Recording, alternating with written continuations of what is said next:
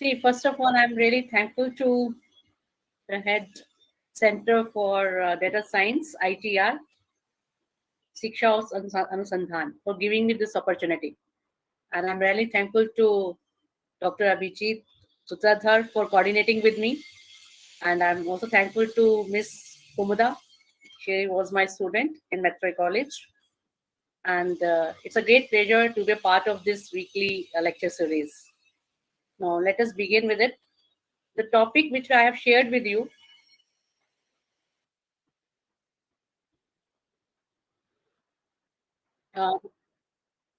my screen is visible. Yeah, my screen is visible, sir. Yeah. See, that's I have started with a research outlook. I said that's whatever the topic I have chosen, that means it have a scope for further research. And whenever we talk about the research,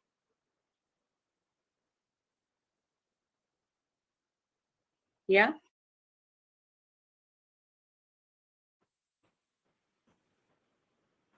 Okay. So shall I wait for them?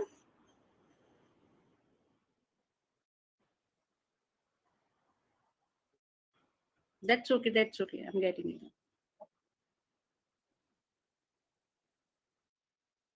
Okay.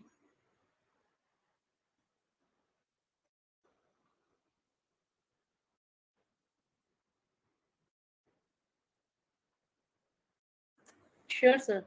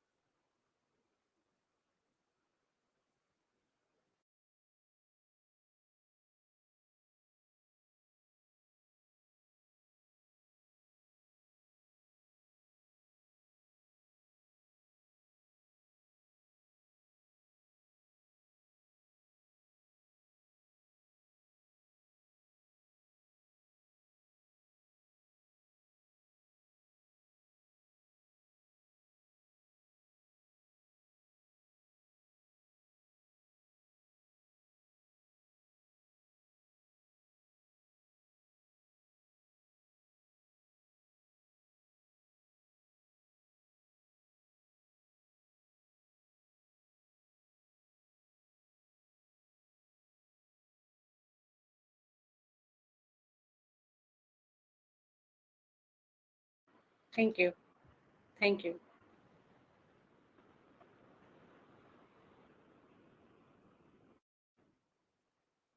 I hope my screen is visible to all the audience. See, whenever we talk about the research, thank you. Whenever we say that's research, so for any research, we require two important things. First is our hard work, and the second, which is very important, that is patience, right? And the main question that comes into our mind whenever we start research is, for the first time, everybody face the same: what to do and how to do, how to select the specific area for my research. When I started my research, I have two options: theoretical maths or applied maths. Then I selected applied maths. In applied maths, I had option of marketing, inventory management, queuing theory, decision theory. So after looking all this, my interest was in inventory management, because you know that inventory means what? Like that's how much stock we keep for the customer to fulfill the demand. So the topic which I selected was from the inventory management, but the main question was in inventory management is when to order and how much to order. That means what should be the quantity of stock I should keep with me to fulfill the demands of the customer. And all these things depend on the demand. What kind of the demand I am getting from the customer is very important. So I studied, it's 7 to 10 papers for different kinds of demands all these research papers were talking about either the deterministic demand or the stochastic demand. Because deterministic demand is what where all the parameters of the demand and lead time are known. Already you have this idea about it, that's how much demand will occur. But more realistic point, or I can say that real situation. In real situation, it is observed that neither the consumption rate of the commodity is constant nor the lead time. Now, whenever we talk about stochastic, so my interest was more towards stochastic. That's a more realistic part. So whenever I talk about the stochastic inventory management, that means the demand which is occurring is probabilistic. That is not known to us. And whereas when we talk about the lead time is the time when we actually placing the order and receiving the goods. You know that I am a supplier, and for fulfilling the demand to the customer, what I do, I will place the order to the manufacturer, right? I require this number of units by this time. So when I'm placing the order and when I'm receiving the goods or order, the time between these two is called lead time. Then I studied more papers. In that case, some of the papers, they have taken a lead time as 0 or say negligible. But in real life, what happens? The lead time is not 0. Definitely when I'm placing the order and I'm receiving the goods, there will be at some amount of time. It could be like 2 hours, it could be 1 day, it could be 2 days, it could be a 1 week. That means lead time exists and it is an important factor. So I emphasize on this and I selected lead time as a basic component for my research. Now, whenever we talk about stochastic inventory system has been divided into two different parts, continuous and the periodic. Now, what is continuous review system? Whenever you are just receiving the order from the customer, you are just applying the goods or whatever the products you have. Then you decide that's whenever, suppose that I have 2000 unit and I've decided whenever this 2000 units are coming to 100, I'm going to place an order. So that means continuously I'm just looking at the reorder level. As soon as my order, the status of my stock is coming to be as 100, I'm going to place the order. And the other system says, irrespective of checking out the reorder level for the product, it would be better if I will decide, okay, after 1 day, I will review all the inventory items and I will see how much I required and I will replace, I'm going to place the order for this. It could be 1 day for the review. It could be after 2 days, whatever the products I have. I'm just going to review it and I'm just going to place the order as per my need. So out of these two, my interest was in periodic review system because I believe that whenever you have like number of items or number of products, it's quite difficult to maintain the reorder level for each and every item or the product. And it is quite easy if I will fix a like 1 day or say 2 days or 3 days and I just check out or review the status of each and every inventory item in my store. So I moved towards periodic review system. So that is how, when I started the journey of research, I first think over that I'm going to choose stochastic inventory, right? Stochastic models. Moreover, it is with the lead time because that is the most important component and being realistic component, I must say that. And the third one is that's periodic review system. So this is how I have this, the broadened area, which was in my mind, is going to be narrowed and more specific to my particular research topic. Now, whenever we talk about lead time, why it is important? Because the just-in-time philosophy, which is very famous philosophy in inventory management, that emphasize that everybody wants to have the improvement in their system. That's a lot of management in big companies and big firms. They always try to make a change in their manufacturing process. That means they are making a better product, or that you can say that better quality as compared to the previous product. And they try to eliminate its waste. And why this just in time is important? Because ultimately it gives a better product and services at the lesser cost. But what are the components of JIT? It is very interesting to find out that the just in time philosophy based on keeping the low stock, crashing or shortening or reducing, whatever you want to say, of lead time. That means lead time can be reduced. Third, the high quality of the goods. Fourth, improve services to the customer. Now we see that nowadays what is happening. That's you all place the order to Swiggy, that's because they are giving a better services for supplying the food items to you. So the customer always want to have like improved services. So the main purpose of JIT in philosophy is that the best use of or the optimal use of available resources so that it reduce the process as well as the supply time as max as possible. Now, this JIT is not new to all the companies. In fact, the Toyota, Ford, Dell Computers, many more companies, they are currently utilizing this just in philosophy. Now, the phenomenon of crashing the lead time is applicable to different type of the products.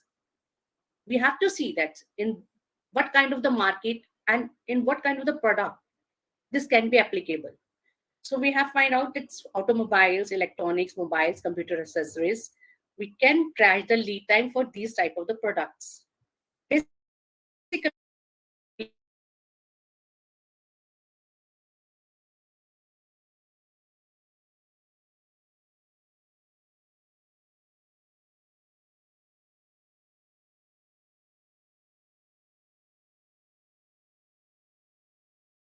have placed the order and when you have received the order to sell it again. Now, this lead time is controllable. Means what? I can reduce the lead time. Yes, I can have the faster delivery of the goods, but I have to pay more. That requires some investment. That means lead time can be reduced, but it requires some extra cost, which we are calling as a crashing cost. And this crashing cost could be as a part of administrative work, transportation, supplier speed up costs, right? So ultimately, what we're doing, if I have an idea how to reduce the lead time by giving extra investment, what I can do, I can have less safety stock or I can have less stock in my shop. So that because I know that the delivery could be more fastened by investment, right? So I'm not going to have a big lots of stock in my management. It would be better that I will place the order and I will give the extra amount for the faster delivery. Ultimately it will save my inventory storage cost, because you require some store or some warehouse to store the products, then insurance of those products, also the electricity charges,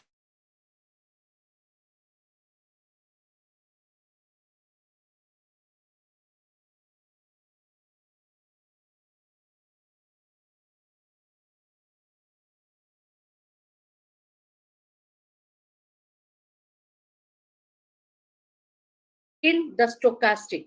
That means I'm not assuming that the demand is known to me. The demand is deterministic. I believe that it is a more realistic part that the demand is fluctuating. Naturally, it happens. So the basic assumption is that if you look at this picture, the reorder level is there and the quantity is there and the demand is erratic. It is coming just above zero. That means you still have some stocks with you. And as soon as you will see the picture, this blue line is coming below zero. That means negative. That means the demand is more, but you don't have a stock to supply or to fulfilling the demand because the demand is uncertain. So whenever you have erratic or fluctuating demand, then the companies or big firms, what they do, they try to keep some stock of the goods or the products as a safety stock, right? So in the next picture, if you look at this, I have given the safety stock also. So they assume that, let us say, I'm just placing the order for 1,000 units. So it would be better if I will just keep the order placing the order for not 1,000 unit, it should be 1,100 units more. So that these 100 units will be my safety stock. Because if I'm getting a high demand, so I can fulfill that demand also. But the problem is not there when I have enough stock with me. Like if I have enough stock, whatever the patterns of the demand is coming, like it could be, more erratic or more fluctuating, or it is some uh, following some distribution. exponentially increasing or binomial type, whatever that it is. But if I have enough stock, I can fulfill that demand at that time. The problem is when I have placed the order, suppose that, and I have placed the order and I don't have like enough stock with me, and the demand is coming, and the lead time is there, like say 2 days. My order is coming, supposed to become within 2 days. Then I will be facing the shortages. That means the customer is coming to me, is placing the order, but I don't have enough stock to fulfill the demand. So I am in waiting and I could face shortages. If the customer is not ready to wait, definitely he will go move to the third party and he will purchase the stocks from or the products from the other place. And there could be a chances that he will not revert back to me again. So that means lost sale, completely lost sale.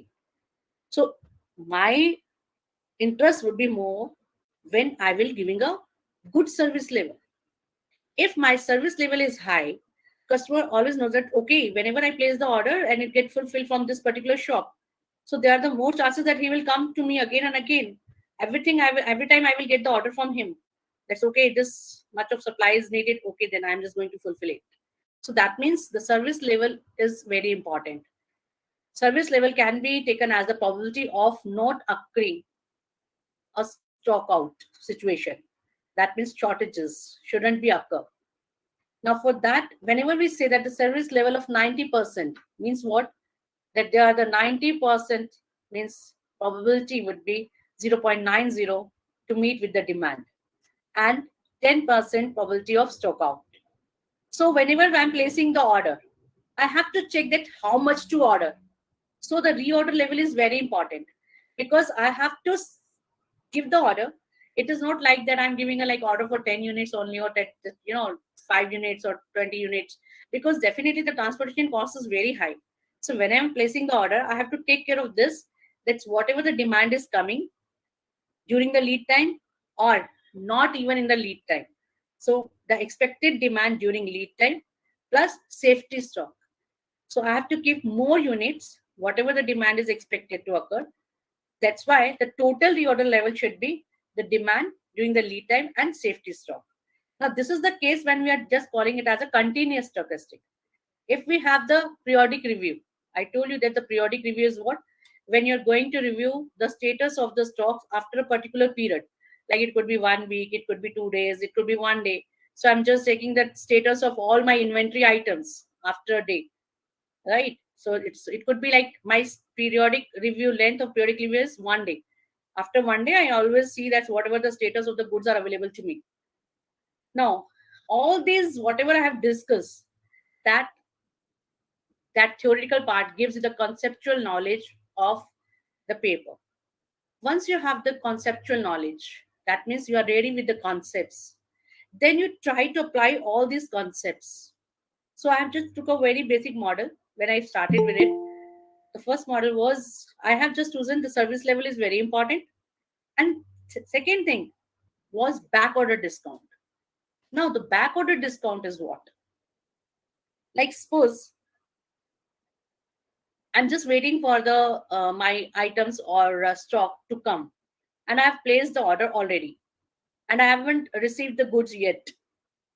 Meanwhile, the some demands come to me, and the person says it's okay. I require 100 units from you, and I say that sorry, I'm just running out of the stock, and I can't help in this case. Then I realize, should I offer some discount to this customer? Maybe he's ready for to wait more if he's not in critical need. So I say that person, okay, can you wait for a 1 day more so that I will give certain discount to you, whatever the items you want to purchase. So that means capturing the interest of the customer to wait by providing some discount to him, because I know that my items are supposed to come within a day, right? And it will be otherwise shortages or this completely lost sale case. I am going to lose my profit, which I can earn on those units. So I'm just trying to capture the interest of the customer by offering some discount if he's ready to wait for a 1 or 2 days more. So that is its offering back order discount. Now, this has two important things. One is reduction of lead time, and that's keeping the service level good. And third, offering the back order discount to the customer. Now, whenever we deal with this modelings, I told you whatever the demand is coming, and I have enough stock, that I'm not afraid of anything, of losing something, right? Because I can fulfill that order. But the demand during the protection interval, that means lead time plus the periodic review length, that is capital T. Either the demand is could be taken as known or unknown. Probabilistic means whenever I'm saying that demand distribution is known means what? I'm assuming that demand is following normal distribution, right? So when demand distribution is known means the demand is following normal distribution. And demand distribution is unknown means what? That's I know only two parameters of the demand. One, the mean, and the second is only fluctuation. That means sigma or variance, you can say that, right? Standard deviation or the mean. Now, whenever we have all these concepts, then what we do, the next step is to give the mathematical modeling to our basic concepts. So I have talked about the lead time to you. I have talked about its back order discount. I have talked about service level. I have talked about this periodic stochastic model. So according to that, I'm giving some notation just to, D is average demand, K is fixed ordering cost because I'm placing the order, right? And the demand is what is occurring demand. Third, inventory holding cost. Like I have some cost associated with holding the stock, right? R is the target level. That means reorder level. How much I have to place every time. Beta is the fraction of demand back order. That means if the customer is coming to me, he's just placing the order, but I'm running, out of the stock. I'm just saying if you can wait, I can give you some discount. So in some cases, the customer is ready to wait. But in some cases, he say, no, I'm in a critical situation and I'm in a critical need. So I can't wait more. So it depends how much of the back order discount you can capture. It could be 0, that means lost sale. He's not waiting, not at all. It could be 1, he's ready to wait, and the complete demand is yours. And he's saying, okay, I just want 20 units urgently, I can purchase from somewhere, and the remaining 80 units you can supply me within 2 days with some discount. Right? So that means some part of the demand can be captured. Then upper bound of the back order ratio means that's how much demand I can capture in during the back orders demand. What is the higher level? Margin profit, that's the profit which is you are getting by selling a 1 unit. And pi x is back order discount which you're offering to the customer. L is the length of lead time. As I have already intimated to you that I'm assuming the periodic model. So in that case, the length of the time is what? If I look at this, suppose that X is a demand which has a PDF fx, right? Now I'm not saying it is a known or unknown. I'm just saying it is having a PDF.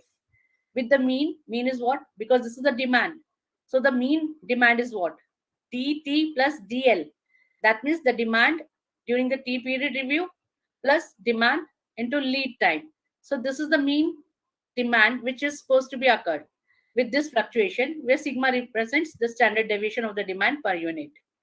Right? Similarly, you have this is the classes of the PDF where again this protection interval demand, where protection interval means what? T plus L. I'm just calling this protection interval is T plus L because I just want to avoid the shortages, not either in the periodic review. That is a time when I'm reviewing my stock, right? Like 2 days. After 2 days, I just check the status of my stock. So 2 days plus lead time. Suppose the lead time is 1 day. It takes time for the goods to come to my store and I'm able to sell it to the customer. So that means ultimately it is 3 days. So whatever the demand is expected to come within three days, I'm just placing the order for the same. Then you have alpha, the proportion of that is not met. That means shortages. A, safety factor. T is the length of review period. And S is the fixed shortage cost. Whenever I'm losing some sale, that means some shortage costs occur. And then these are the notation for those who are having an idea about the statistics. They know that the expectations, maximum value of X, EAC, expected annual cost, and the least upper bound of expected annual cost. Now, whenever we say least upper bound, you know that the supremum of that expected cost. And definitely every paper has some assumptions because We try our best to capture more and more realistic facts, but it is not always possible to to take care of each and every component. So we have to make some, assumptions while writing a paper. But like I have taken that's okay. That's every time after t units of time, I'm reviewing the inventory level and sufficient quantities order up so that my target level should be R. That means I'm placing the order and let my target level, that means that's my level of the stock should be going to be capital R. And it is arriving after L units of time. L is the lead time, right? Where lead time does not, I'm just assuming that it is a less than T, where the target level is nothing but expected demand during the protection interval and plus safety stock. So my R is very important, which is equals to dt plus L plus A is the safety stock, sigma under root T plus L, right? Now, whenever I say that lead time is controllable, that means some investment is there and I'm crashing the lead times. I'm reducing the delivery time basically. So what we're doing, we are just taking all the components of L, right? And we know that the minimum duration, that means normal duration is BI. It takes like 4 days or 5 days the order to be fulfilled. And I can reduce it to 3 days by investing some money. So I'm just calling that CI. So I'm just investing CI for reducing BI to AI, because AI is the minimum duration and BI is the normal duration. So I'm aligning all my components such that the minimum cost C1, then C2, then C3 and 4. Because my target is first, I will crash the first component. If my target is achieved, then I'm not going to crash the second component. But if I feel no, it requires the crashing of second component also, so I will just crash first component as well as the second component. If it requires the crashing of third components too, then I'm going for crashing of first, second, and third components. Right? You can take it as like whenever you have the lead time, then it could be like more labor is required, right? More manpower. We can say that manpower is required, or transportation. That's big vehicles is required in that case. And if you're just saying to the supplier to send the goods as early as possible, so he's going to charge something from you. So these are the different component basically.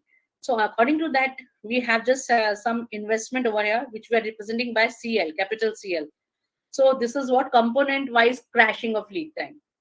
And I have already discussed that whenever you have the back order period, that's some demand is occurring. So beta is what? Basically, this is one of the variable which is representing that's how much demand I can capture, where 1 minus beta is lost sale, right? And price discount is pi x. The very important things which somebody asked me, that's why we are taking this pi x is less than pi naught. See, pi x is the backorder discount to the customer which I'm giving, but it should be always less than the profit which I'm going to generate on by selling a one unit. Otherwise, I will be in loss.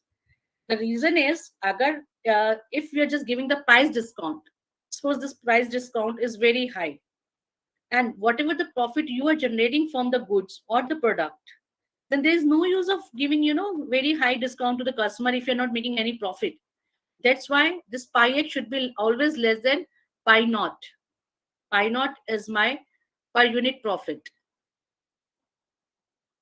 So the model formulation says that's whatever the inventory you have initially, then that's at the end of the review period. That means after capital T, then holding costs, then expected stock cost, then what are the expected shortages, the shortages which are coming, right? Now our target is whenever you have any system in inventory management, the companies always try to maximize the profit, or either they want to minimize the expected cost, right? So in our objective, what is we are doing? We try to minimize the total expected annual cost. And it includes what? Ordering costs. Being a supplier, definitely I have some ordering costs, stock out costs if the shortages occurs, holding costs because I'm just keeping the goods with me, and then lead time crashing costs. So these are the four factors which are important for making the total, and it's, you can say the total expected annual cost. And that's, we have to decide what about these shortages later on, because these shortages which are occurring, it depends the nature of the demand during the lead time, which I have already intimated to you. It could be with the known distribution or unknown distribution. And all these are subject to what? One condition, which is very important: what level of service I'm offering to the customer, right? So mathematically, if I look at this, these are the different costs, and this is subject to this constraint. The most important part, those who are from mathematical background or mathematics, from pure mathematics, they know that this is what, whenever I'm calling this expected annual cost, is nothing but it is consisting of three variables, right? That means multivariate calculus. The role of multivariate calculus comes here. Because if I look at this is a surface which is coming into the, it's a four-dimensional, because it consisting of three different variables. So what I'm just looking at the nature of this cost with respect to each and every variable. When I'm looking this, taking a derivative, and I'm just checking it out, I found that yes, it is concave. Concave with respect to L, right? Okay, I will discuss later on how to solve this. I'm coming to that step. So first, this is the formulation of the problem. Second, I know that this is my R. R can be calculated if I know T plus L. So my target is to find out T. Yeah. Once I have written this as function of T, pi x, and L, means what? I have three variables over here which I need to solve for computing all these components. Fine. Alpha I know. I know that's how much service level I'm offering to the customer. So alpha is known to me, but the problem is expected x minus R. I require this quantity also. So it depends what I need to solve this particular expression. So I have formulated this, simplified it. That's what the solution process includes. I'm just coming to one approach.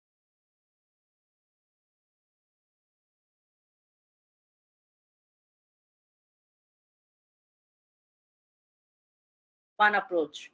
And the other, when it has unknown distribution, we have the other approach. So let us first discuss the case when it follows the normal distribution, right? So whenever the lead time follows the normal distribution, I know this expected. Now the statistics role is coming over here. Those who are from the statistical background, they have a better idea about this. If you're calculating the expected shortages, that is nothing but can be written as this in this way, where this phi and psi can be calculated by this. Phi and the big phi is nothing but the PDF and CDF of the standard normal distribution. And this is from the book of Silver and Peterson. You have the values of all this A, provided you know that how much shortages is coming. That means how much service level you are fixing, because service level and shortages are correlated somewhere. So if you know the value of alpha, like 95% or 98%, 97%, whatever the target you are fixing for the customer, that means the service level you are fixing for the customer. According to that, you can calculate this psi and all this thing, and you can calculate the expected shortages. So this is the one of the modeling which is based on the normal distribution.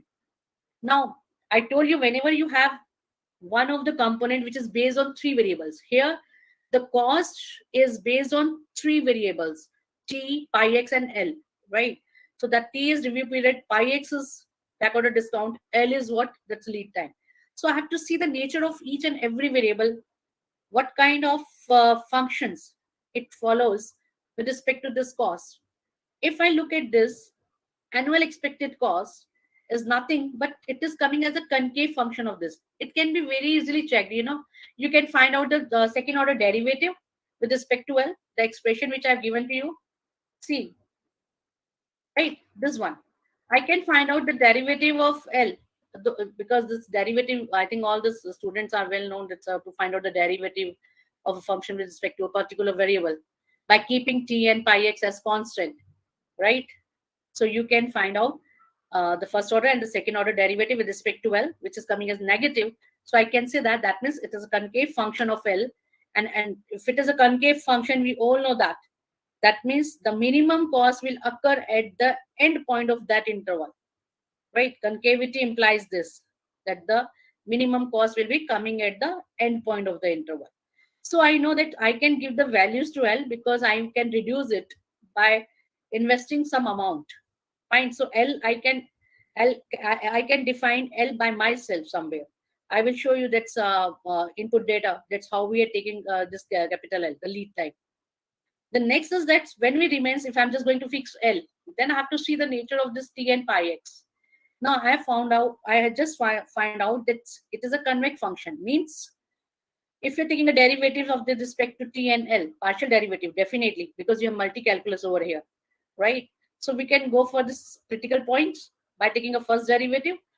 Interestingly, you will find out this pi x is now based on, this is the profit per unit, marginal profit, pi naught, plus T into H by 2, where H is already known to me, pi naught is already known to me. If I will find out the value of T, then I can easily obtain the value of pi x. So my target is I can give the value to L, pi x can be calculated. So that's, I have to find out capital T. Once the capital T is known to me, I can calculate pi x also, right? But yes, simultaneously I can't find out both the values. So for that we require some algorithm, some iterative procedure. Now, for this iterative procedure, first we are giving the value to psi a, that means expected shortages. After this, we are just calculating each pair. That's where the minimum is occurring. You know, it is an iterative process. The reason is that once you are getting the value of Ti, pi xi, Li, then you are calculating the total cost, right? Then for another pair, you are again getting this Ti, pi xi, and Li. Again, calculating the total cost. Now you're comparing which one is minimum.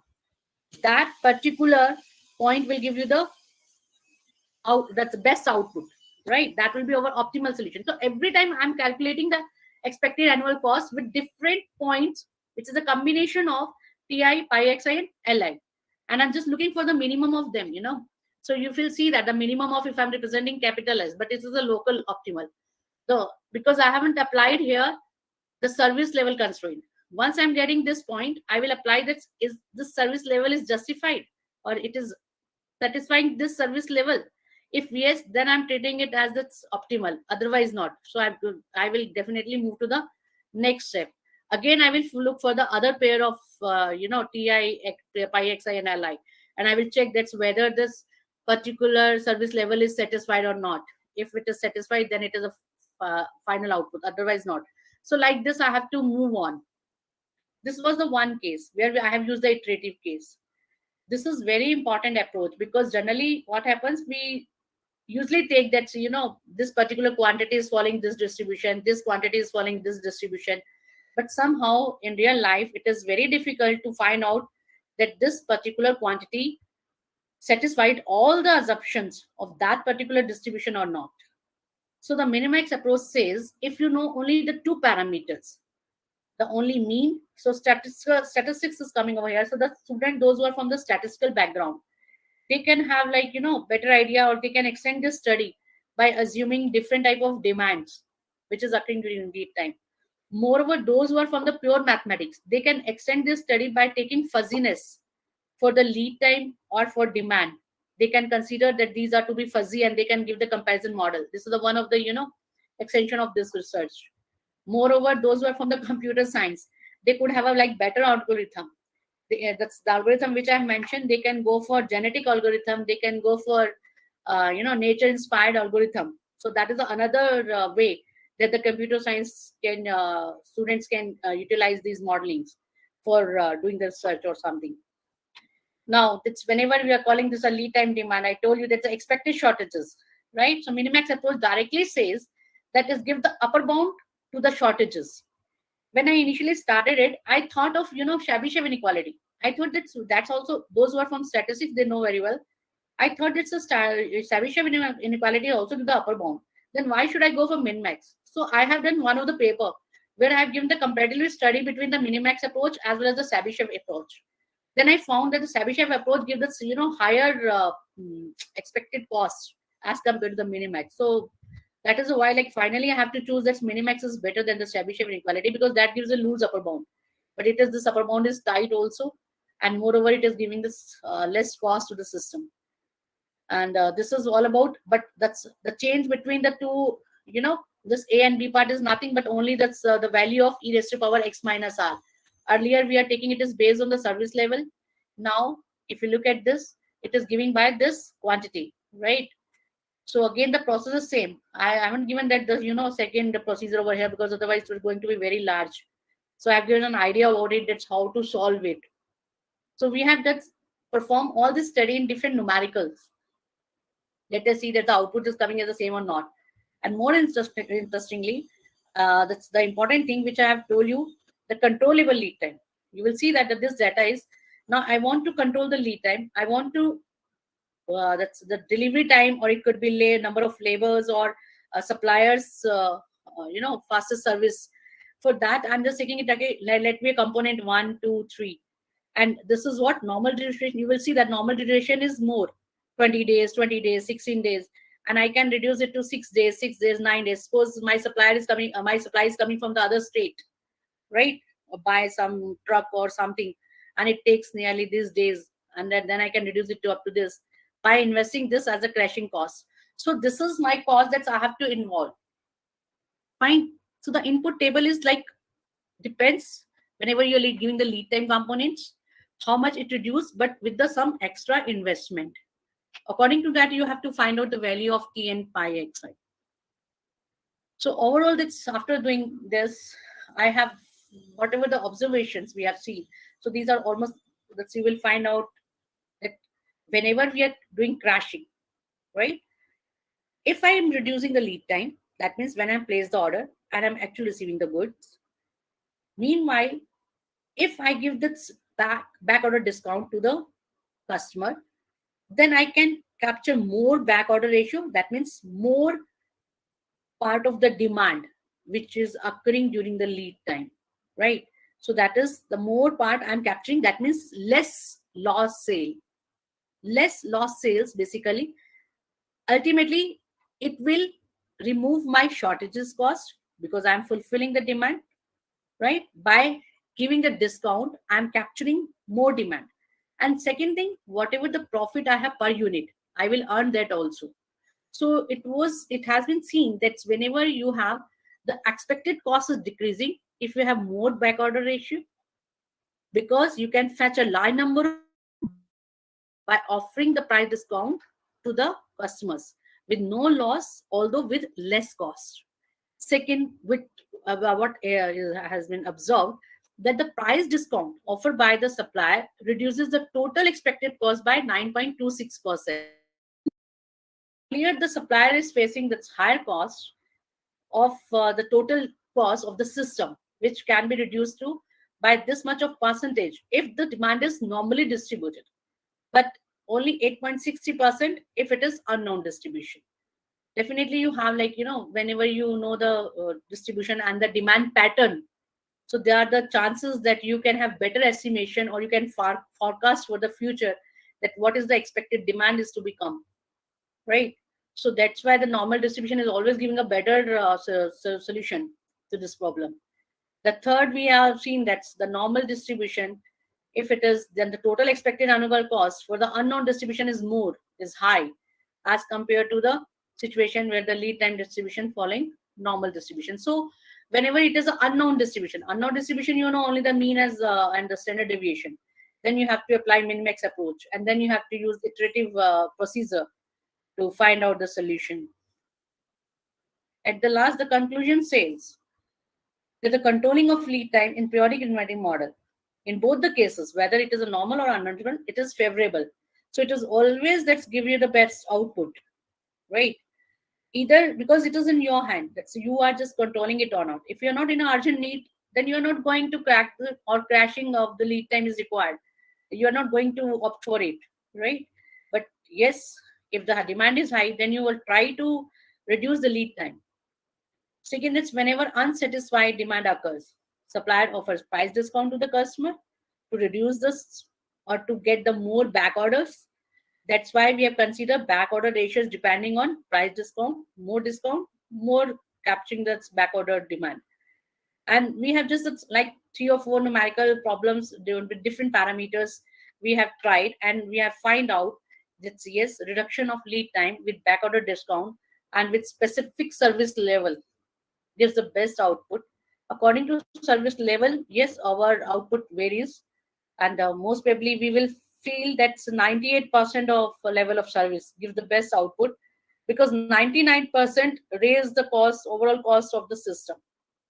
Because in 99% service levels, you have to keep a lot of stocks with you, which raise ultimately the total cost of the system. So it is not desirable to set a very, very high service level, or either very low. Like I have seen that for the 80% level of service, the cost was very high. Obviously, because they are the, if your service level is 80%, that means there are the 20% chances of occurring the shortages. And if the more shortages will be there, then definitely there will be no profit to the supplier. So this is all about the study which I have done during my research, and there are some publications. I completed my PhD in 2012, but after that I was a little bit interested in my research also. So in 2013, 14, and 16, I have like these papers get published, and recently we have done work on two more papers which have been communicated. I think that's during the month of March and May, and now again we are working on third paper related to the same field. So this is all about what I want to present to you all, I hope. And why this field is very important. The reason is this is applied mathematics. And I told you in between that's how mathematics students can go for this modeling by taking, fuzziness in lead time or the demand during the lead time. So they can give this fuzziness either to the demand or to the lead time. So they can make a one or more paper, one or two more paper on this. Similarly, students, when they are going to take that either lead time is negatively exponential, it could be taken like this, because I'm taking a component wise. That is the other point. But if you're taking a lead time as a continuous variable, and you can take this as a negatively exponential, they can have like the another paper, or they are assuming that the demand during the lead time is following something, or either that's number of defective items in the coming slot. That could be binomial, following binomial distribution. That is another approach. Similarly, there's those who are from the computer science. I told you that they can use different algorithms for these modelings. They can have like nature inspired or genetics algorithm. So all these fields, the student from all these three fields, they can extend this research if they are interested, right? And I'm really thankful to everyone for being patient and listening to me. And this is, I'm just going to finish it. So waiting for your questions, and I hope that I put my best efforts. Welcome, sir. You're welcome, sir. Thank you. Sure.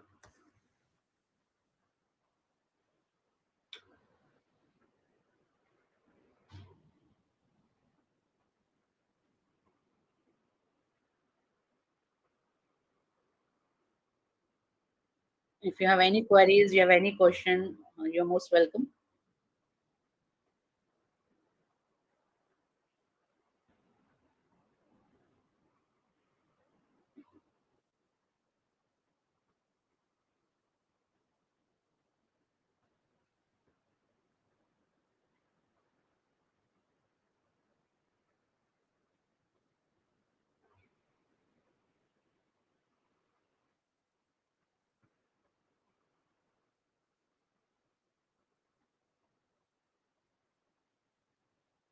हाँ जी, हाँ जी. Yeah. Yes, sir. Mm-hmm.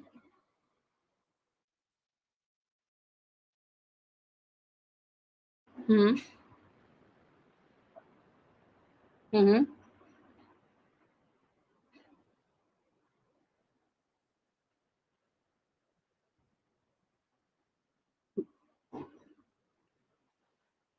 Mm-hmm.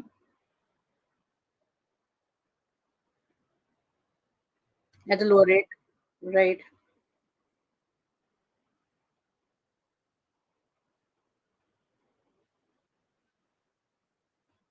Mm-hmm.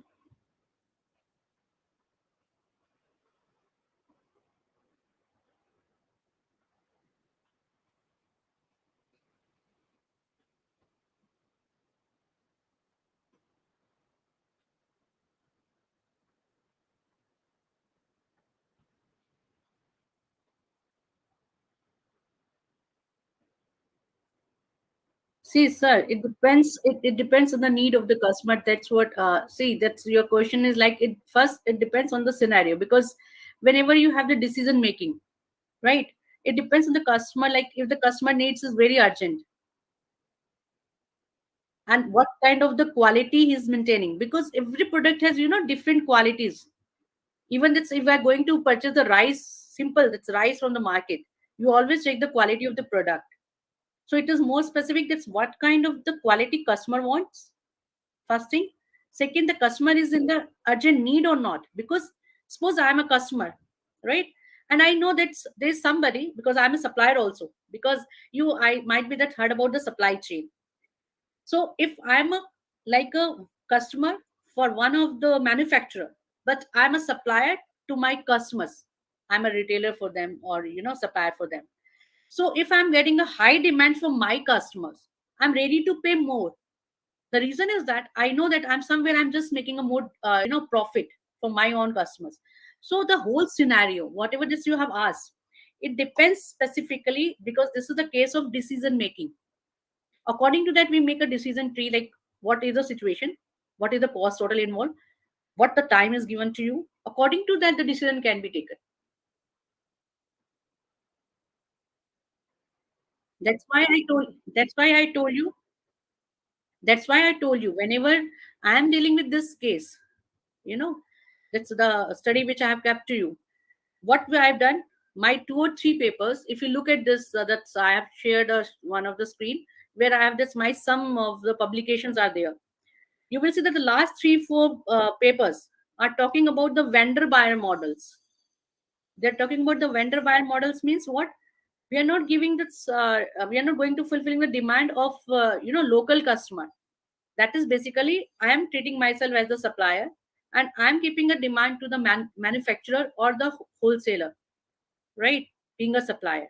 So it depends. In fact, I have extended this study also in the supply chain. These 2 papers which I have written means communicated, that is more extending study to the supply chain management, which is a very hot topic nowadays.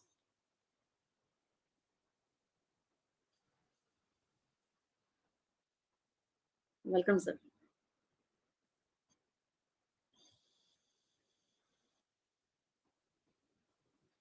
I'm still working on this. That's the reason is that 1 or 2 students are coming to me to join this. So I just said, okay, I will want some time because you know that the other responsibilities are associated with us, like evaluation work and invigilation and all these things.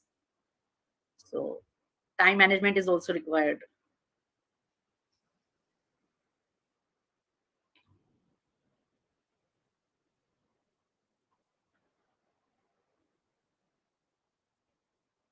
Okay, then okay, that we can wind up this then. Okay. Hello, am I audible? Okay. Actually, your voice is breaking a little bit, so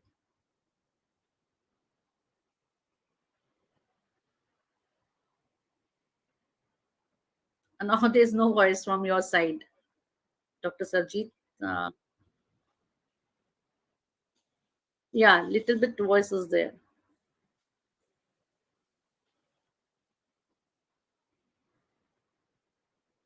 Again, the same problem. Anyhow, no problem at all. Not at all. Thank you. Thanks a lot. Yeah, but somehow I'm getting your voice at some point, and then it get disappeared, or I won't be able to. Means you are not audible at the time. Suddenly it comes, and then again you are not audible. So it's like a breaking voice, and I can't understand you. I don't know whether the problem is occurring at my end or your end. I'm not sure, but some network issues are there.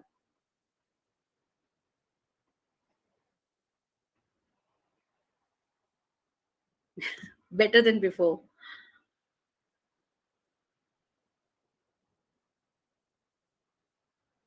Thank you, sir.